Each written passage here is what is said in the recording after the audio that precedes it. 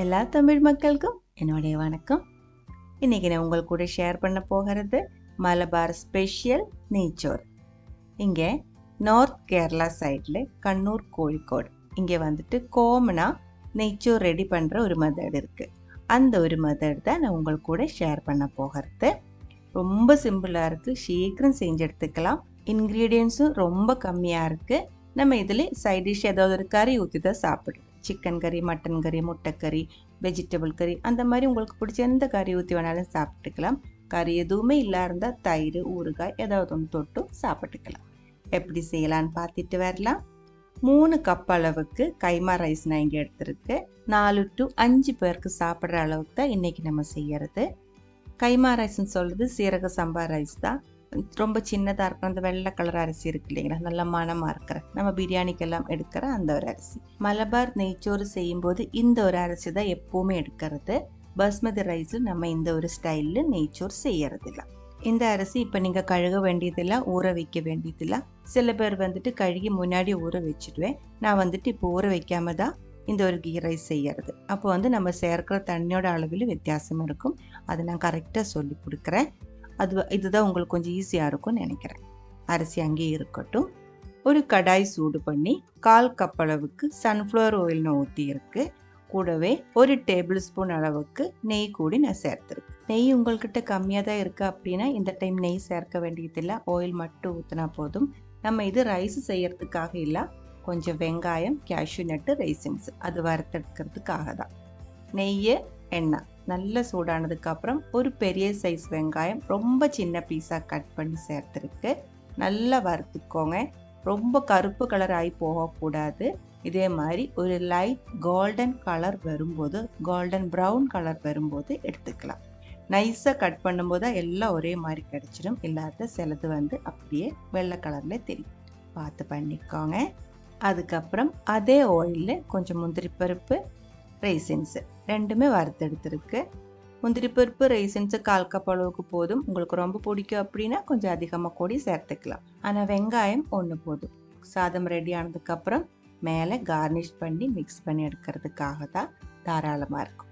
எல்லாமே வறுத்தெடுத்து வச்சுருக்கு. அதே கடாயில் கொஞ்சம் ஆயில் மிச்சம் இருக்குது. கூடவே 1/4 கப் அளவுக்கு நெய் மறுபடியும் சேர்த்துக்கோங்க. நெய்யோட அளவு கம்மி பண்ணக்கூடாது. நெய் கம்மியாக இருந்துச்சுன்னா ரைஸ் வெந்து வரும்போது ஒட்டிடும். நெய் நல்லா மெல்ட் ஆனதுக்கப்புறம் இதில் சேர்க்கறதுக்கான இன்க்ரீடியன்ஸ்: 1.5 இன்ச்சு சைஸுக்கு பட்டை, 5 கிராம்பு, 6 ஏலக்காய், 1 ஸ்டார் அனீஸோட பாதி. இது போதும், ரொம்ப அதிகமாக சேர்க்க வேண்டியதில்லை. ஒரு மைல்டாக இருக்கிற மனம் தான் இருக்கணும் நம்ம கீ ரைஸுக்கு. மசாலையோட சூடாக இருக்கிற நெய்க்குள்ளே நம்ம இப்போ இந்த மசாலா எல்லாமே சேர்த்துக்கோங்க. வறுக்கக்கூடாது, லைட்டாக சூடான போதும். அதுக்கப்புறம் ஒரு சின்ன சைஸ் பெரிய வெங்காயத்தோட பாதி கட் பண்ணி சேர்த்துருக்கு. வெங்காயம் வறுக்க வேண்டியதில்லை. இது கூட இதே மாதிரி ஒரு டைம் மிக்ஸ் பண்ண மட்டும் போதும், வெந்தா போதும். அதுக்கப்புறம் தீ கம்மி பண்ணி வச்சுக்கோங்க. இந்த டைமில் தான் நம்ம அரிசி கழுகி எடுத்துருக்கு.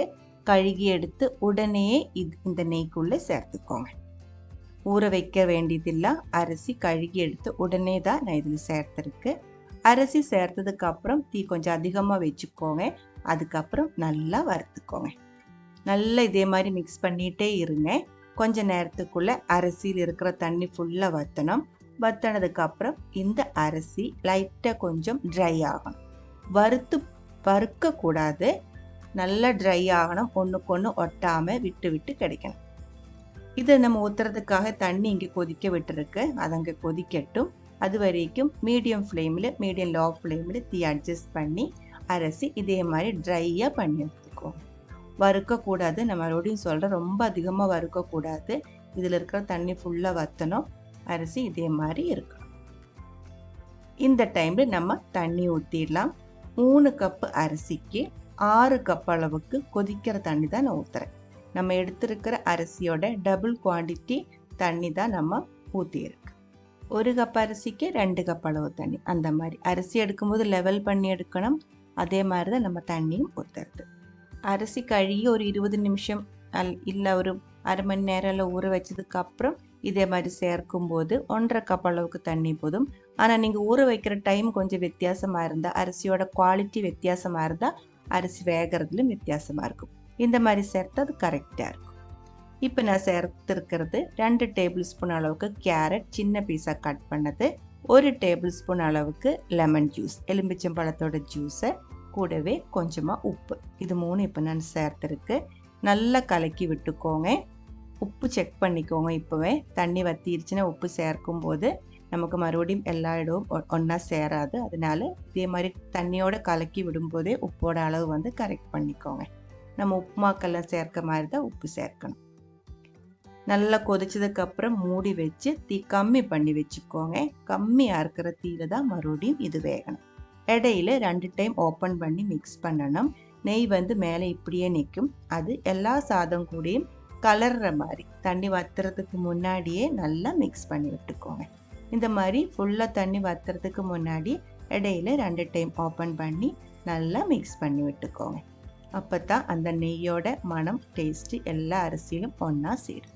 சுடுதண்ணி ஊற்றி அரிசி நல்லா கொதிக்க ஆரம்பிக்கும் போது மூடி வச்சு தீ கம்மி பண்ணி வைக்கணும். கம்மியாக இருக்கிற தீயில வேகிறதுக்கான கரெக்டான அளவுக்கு தண்ணி தான் நம்ம ஊற்றியிருக்கு. தீ அதிகமாக வச்சிருச்சு அப்படின்னா இந்த தண்ணி உங்களுக்கு பத்தாது, அரிசி வேகாமல் போயிடும். அதெல்லாம் பார்த்து பண்ணிக்கோங்க. இப்போ நான் இடையில ஒரு 3 டைம் இதே மாதிரி ஓப்பன் பண்ணி மிக்ஸ் பண்ணியிருக்கு.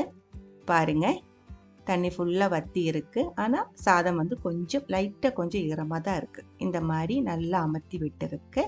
அதுக்கப்புறம் நம்ம வறுத்தெடுத்து வச்சிருக்கிற வெங்காயம், கேஷ்யூ நட்டு, ரைசின்ஸ் அதெல்லாம் மேலே இதே மாதிரி ஸ்ப்ரெட் பண்ணிக்கோங்க.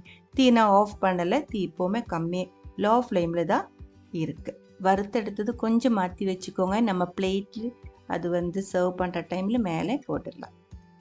உங்களுக்கு பிடிச்சிருந்தா மட்டும் கொஞ்சம் கொத்தமல்லி எல்லாம் மேலே சேர்த்துக்கலாம். அது வந்து அந்த அளவுக்கு யாரும் சேர்க்கறது இல்லை இங்கே. வேண்டாம், மட்டும் பிடிச்சிருந்தா மட்டும் சேர்த்துக்கோங்க. 1 நிமிஷம் அப்படியே மூடி வச்சுக்கோங்க. அதுக்கப்புறம் தீ ஆஃப் பண்ணி நல்லா மிக்ஸ் பண்ணி எடுத்துக்கலாம். அந்த 1 நிமிஷம் மூடி வைக்கும்போது லோ ஃப்ளேமில் 1 நிமிஷம் இருக்கும்போது இந்த அரிசியில் கொஞ்சம் ஈரம் இருக்கும்.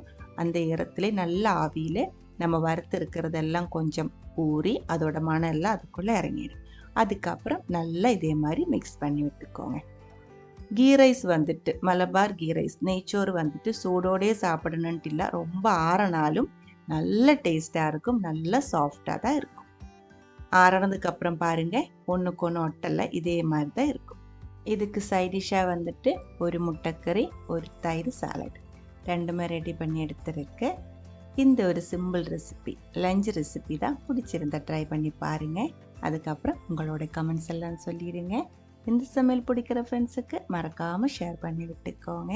நீங்கள் இது வரைக்கும் நம்ம சேனலுக்கு கொடுத்துட்ருக்கிற சப்போர்ட்டுக்கு ரொம்ப ரொம்ப நன்றி. உடனே பார்க்கலாம் இன்னும் ஒரு ரெசிபியோட. அது வரைக்கும் வணக்கம்.